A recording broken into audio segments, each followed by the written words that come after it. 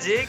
And I'm Hannah Hampton, and you're listening to HR After Hours. Well, hello and welcome to HR After Hours, the only HR podcast to have their affair exposed over national television to millions of people by a sniveling bronze-winning biathlete.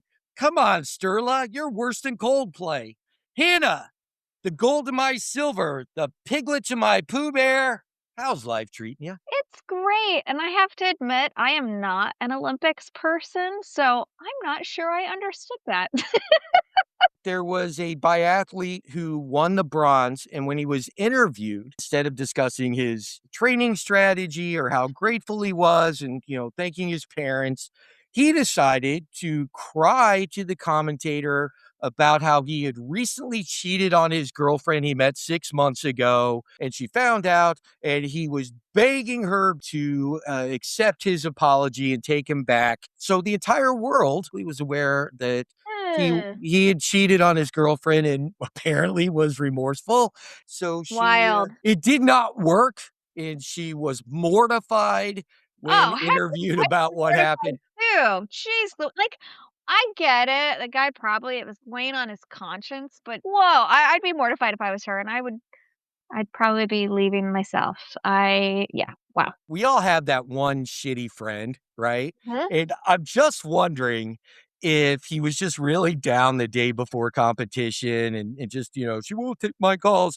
And I'm just wondering if his shitty friend said, Sterla, what you should do is you should just bust ass if you meddle, beg for forgiveness right there. It's like a good 80s rom-com. And I'm sure his friend just wanted to see him embarrass himself, which he successfully did. And as far as the Olympics, I believe it was also a female biathlete, won, I believe, the gold or silver, who had just the year before or a previous event had been charged with stealing one of her teammates' money out of her purse and buying stuff. That integrity that used to go with the Olympics, I don't think it's really there anymore. I was at a happy hour, kind of cocktail hour yesterday through the Pilates studio, talking to somebody. I'm like, are times just crazy, or is it just seem that way because nothing's hidden anymore? The internet and the access to 24-hour news means more stories and content needs to be made. I feel like the integrity was probably always missing for some people, and it just didn't get revealed because we are in the information age. So that's my 2 cents. People have always been rotten, but people have always been great. Being discovered is I think, easier nowadays. I do think that there is this trend right now of just digging it up. We're in a very negative period. And maybe I'm wrong. Maybe I'm just having a bad couple of months, but I just feel like everything around me is just this constant buffoonery, ongoing negative news coverage. And we do need to bring back some positivity. Maybe we'll try to make that happen. As above, so below. For every great person, you probably do have to have that piece of shit counterbalance to have that type of yin yang. And speaking of that one sketchy friend that we are all embarrassed by, I'm probably late on this, but did you see what happened to the Salesforce CEO at their Yes. Vegas conference? Oh, Mark, what's going on with you? Mark Benioff decided that, he should make a little joke. I'm going to read this article out of Newser real quick. Salesforce boss is under fire for an ice joke that landed with a thud, as opposed to those really funny ice jokes that are going around right now. During a company conference in Las Vegas, CEO Mark Benioff reportedly asked international employees to stand and then quipped that ice ages were in the room watching them, a remark that elicited boos and groans, reported The Guardian and 404 Media. The ice line was later edited out of the internal video per Business Insider. Leaders at Slack, which is owned by the company, have since criticized the remarks in internal messages. GM Rob Siemens said he cannot defend or explain these comments. What are your initial thoughts when I say that? I can only imagine. Did they check him for a brain tumor? I mean, it's like the stupidest thing possible. How could he not know that it was not only A, too soon, B, a poor, disgusting joke, but it's unacceptable. It's not funny. Maybe he had too many bourbons with his billionaire buddies, were making like really inappropriate jokes. And again, that's not me like making any excuses because I feel like it's inexcusable, but I think it's disgusting, and I don't know what he was thinking, and I'm glad I don't know what he was thinking, but unacceptable. Yeah, I mean, that is the definition of being tone deaf on what's going on around you, as far as I'm concerned. There's another paragraph here, and then I've got a little bit to cover, but it says some employees are now organizing to push Benioff to cut his ties with ICE and publicly renounce the agency per Wired. Salesforce has long held government contracts with ICE and has Mm. reportedly sought more work with the agency, including through hiring assistants. I can't even go there yet. The uproar also follows the billionaire's recent comments in support of President Trump and his call for National Guard troops to be deployed in San Francisco, which he later walked back. One employee, Farone Rashid, wrote in LinkedIn that he fears for colleagues on visas and even fears retaliation for speaking out. Another employee wrote on Slack, "It's hard to believe this company still has values when you make completely off-base jokes about ICE in your opening keynote." Wow, right? I mean, I Well, wonder I how many wanna people stood know up to well, my I friend. wanna know if, like, did nobody review and again, like, it's up to him whether or not somebody reviews his keynotes, but did he not have somebody check the keynote? Like, "Hey, how does this sound?" Or was it just something that he decided to throw in there last minute as a joke? I mean, certainly, the president is known for going off script and throwing some very random, sometimes incoherent things. I'm shocked that, either nobody saw it and stopped it, or if he just went off script and it probably just shocked the hell out of people. It's terrible. There, and first off, 100%, there's no excuse for this. I call shenanigans. I mean, I'm not a cancel culture person. I Neither don't am look for I. excuses to say people need to be canceled. But my God, I mean, seriously, with this guy, if Mhm. I had any money invested in Salesforce, I would definitely withdraw that immediately. Now that I know that they have these ICE contracts and things, it's definitely a company that I'm not going to look at ever. Here's the thing that blows my mind when we get to the comment at the end about fear of retaliation.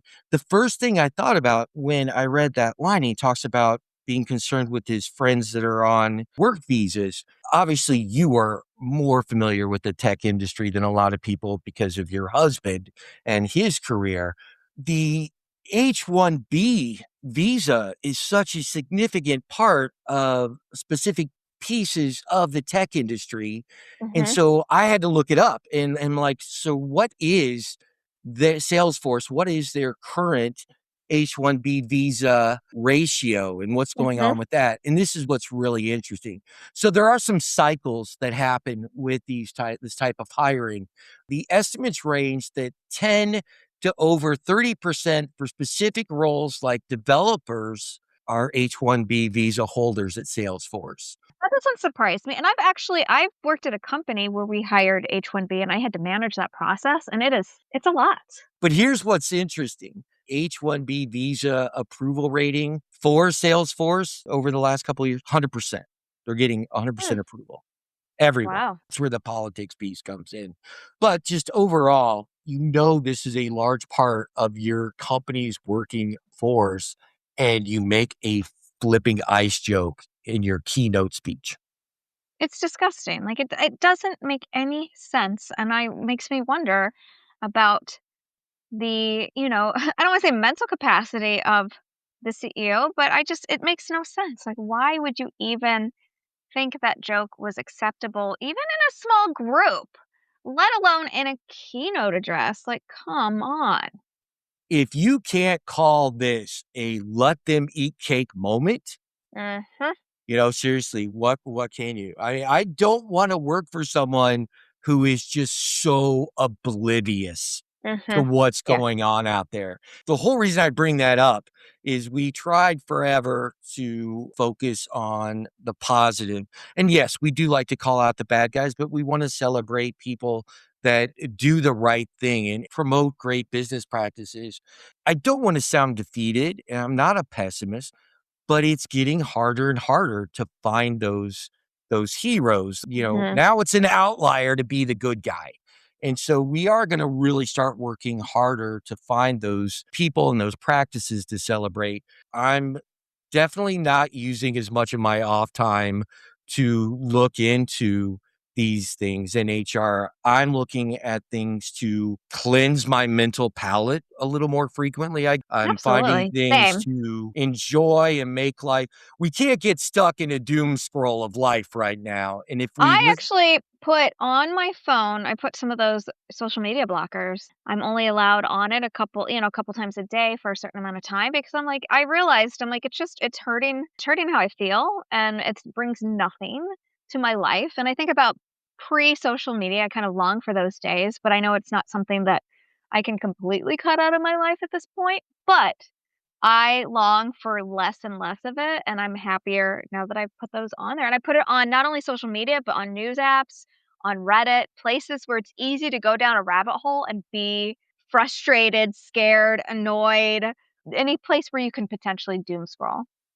you're finding other things to fill your off time that are either Yeah, more constructive, enjoyable, and yeah. that's the perfect transition. And we're going to do a little launch. We're going to start it with this segment, and it's going to be another upcoming podcast of ours called After Hours Obsessions. And Yeah. I like the word obsession. Typically, when we find something new, we like to really go all in, right? Heck It's yeah. Mhm. if I can find something that's going to let me forget about the asshats like this Yep. gentleman in Salesforce, I'm going to swaddle myself in it. I'm going to have fun because we need to celebrate the positive things. We do have these short and long term obsessions. And that's some of the things we're going to start discussing and sharing. There are things out there, whether they're new or old, they're new to us, that we can really stop and enjoy and appreciate. Part of our recharge, right? We Yeah. can't we can't worry about work all the time. We sure as No. hell will drive ourselves nuts if we start obsessing on the news and politics and those things that are going on around us. We want to go out and find things that we can enjoy, kind of offset that, a little personal sorbet, so to speak. So, Hannah Yeah. Hampton, what is your current after hour obsession? I don't wanna say it's a bit of a weird one, but it's probably a surprising one considering my age and I don't wanna say my lack of coolness, but I have been obsessed with an animation it's on Adult Swim, but also on HBO Max, for folks to watch, and it's called Primal. It's from a pretty well-known I think his name is Gendy Tartakovsky or something? I know I just murdered his name and I can't think of it.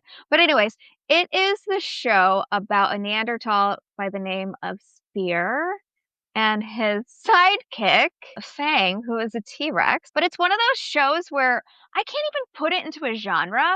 It's got these really great kind of fantasy bits, horror bits, supernatural bits, love stories. It's got this emotion. The crazy part about it, and I guess like this creator is known for it, there's not much dialogue. If any in the first season, there was no dialogue. And it was all this beautiful imagery and music and just it's incredible, and it's one of those things where I love it so much. It's not something I think I would have chosen, but I have a comfort show, and it's Bob's Burgers, which is on Yes. Adult Swim quite a bit.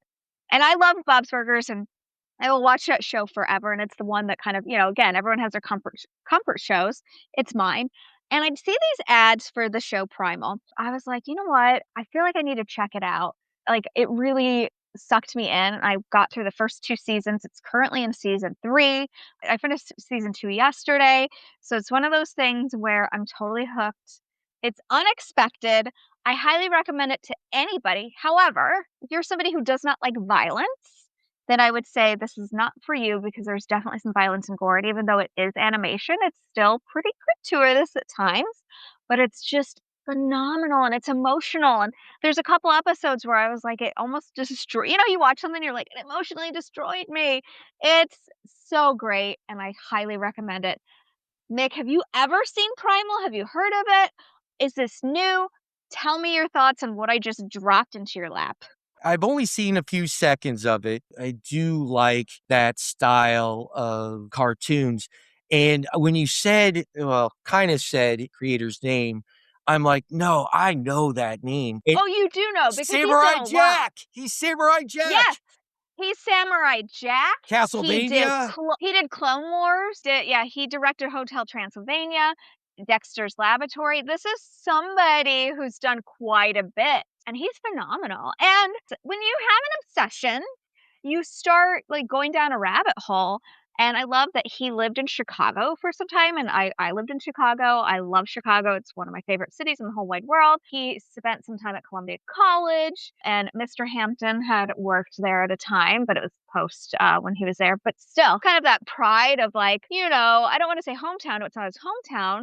I don't know. It's just like went down this whole rabbit hole, and I'm like, this guy is amazing.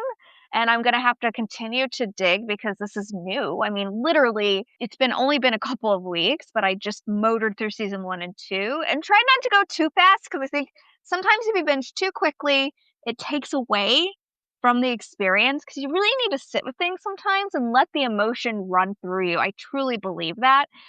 Oh my goodness.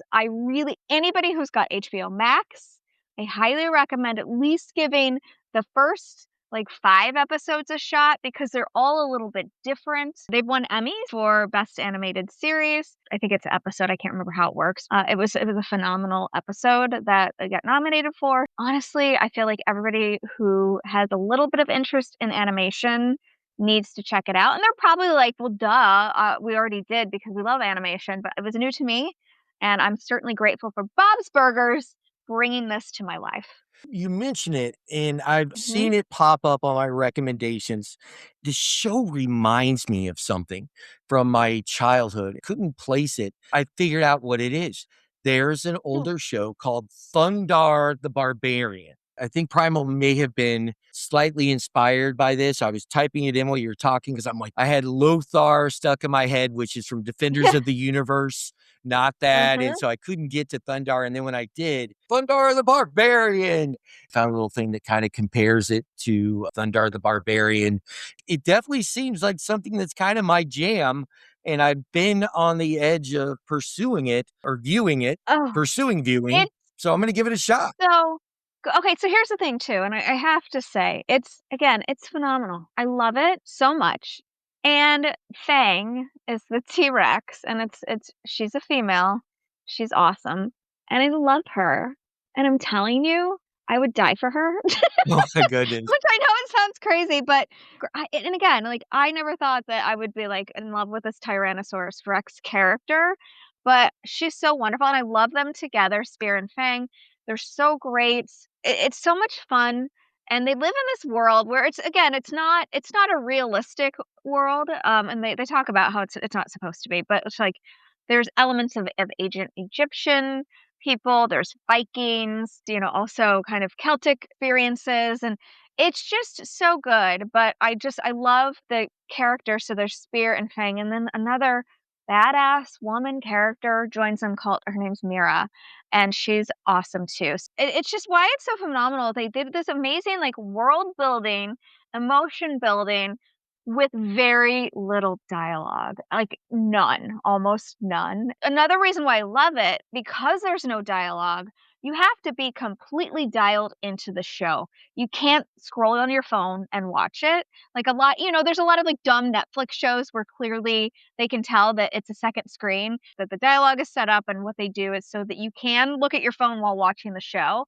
This is one, put your phone away, completely be immersed with it because you want to see the beautiful animation. You want to hear the phenomenal music. You just want to be a part of it. And I have to say, I've been loving it I don't know what I'm gonna do when I'm caught up because it's in season 3 right now. So at some point I will catch up, and I'm like, I might just start over. And what's funny, Mr. Hampton has watched a little of it with me, but I told him, I said, if you are really interested and like I will start this over and I'll watch it from the beginning with you because I'd love to go back and kind of rewatch with that different sight that I've got now that I've experienced it. But it's a beautiful, beautiful show. I just love it. Obviously, it's my current obsession. I am on Reddit, and again, I block Reddit, so I allow myself like 10 minutes a day on Reddit, but I'll go on Reddit, look things up, see what people have to say, see people's theories. That's when you know you love something, when you're like so immersed in it, where you need to know like, well, what could happen, and what do other people think? How do other people see this? And I love that there's a whole community out there who feel that same way. So I love it. I love everything you're saying here. Of course, I'm Googling while you're talking to make sure I understand it. I want to see it because I'm a visual learner.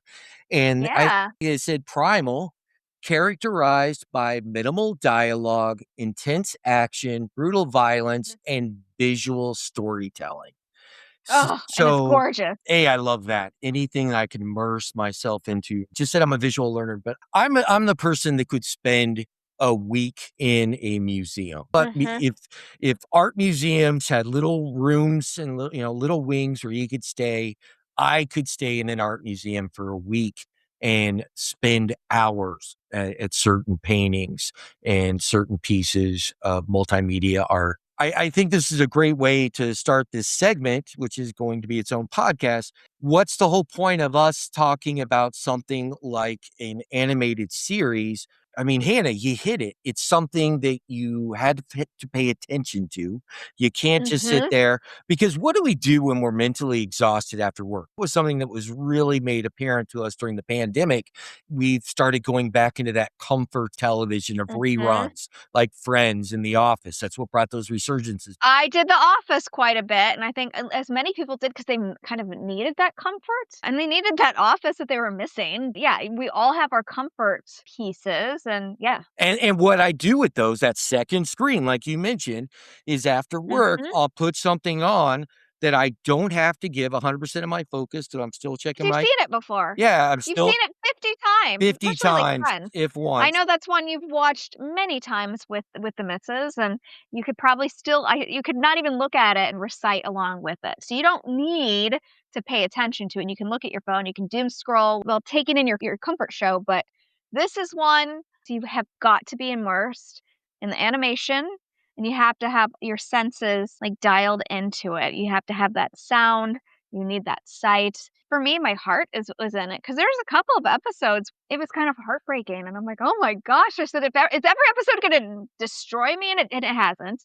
There's just a couple early ones where there's so much emotion, but I think that's what really draws you in is you feel emotionally tied to these characters. They're living in this brutal landscape and having to survive and, finding that partner you survive with. To me, that's a beautiful thing. Again, if you're trying to disconnect, this is Yeah. a show that requires you to be in the moment, to worry Yes. about nothing other than what you're watching so you don't miss anything, so you can appreciate the world building and the visuals, with minimal dialogue. If I'm not looking at the screen, I'm missing everything. Yep, your phone has to be away from you because you will miss things. You'd have to rewind or something. I don't know, whatever they call it nowadays, go back. But I don't know what they call it, what kids call it these days. But honestly, you just have to pay attention. But it's worth it. Also, if you had a bad day at work, you can be like, well, at least I'm not getting chased by a T Rex or, mastodon or something. Like, at least I'm not fighting for my life against a